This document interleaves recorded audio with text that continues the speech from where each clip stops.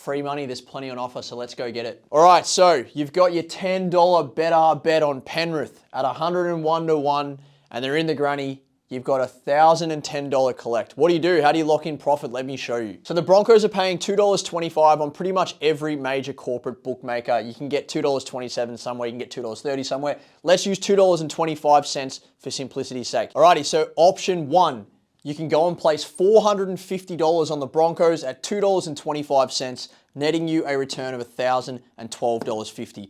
The total outlay in this scenario is your $10 initially on Penrith, plus your $450 on the Broncos gives you $460. Penrith win, you win $550. Broncos win, you win $552.50. Now, option two leaves you with a little bit more upside for Penrith winning. You can go and have $350 on the Broncos at $2.25. You get $787.50 back if the Broncos win.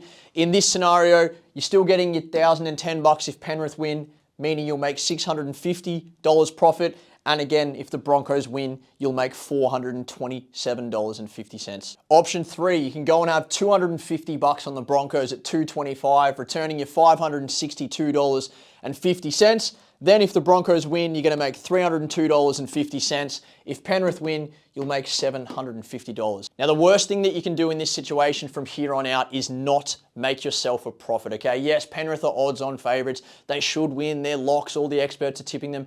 Who cares? The reality is remove emotion and just lock yourself in some profit. At worst, $302.50 if the Broncos win, $750 if Penrith win. Bet the way the bookies don't want you to bet. Bookies want you going all or nothing. They want you taking the risk. Lock yourself in some profit. Watch the game risk-free. If you need help with some of the other options, or you've got the Broncos, or maybe you've got Collingwood or Brisbane, send us a DM on Instagram and we can help you out. Lock yourself in some profit. Bet smarter and enjoy the weekend.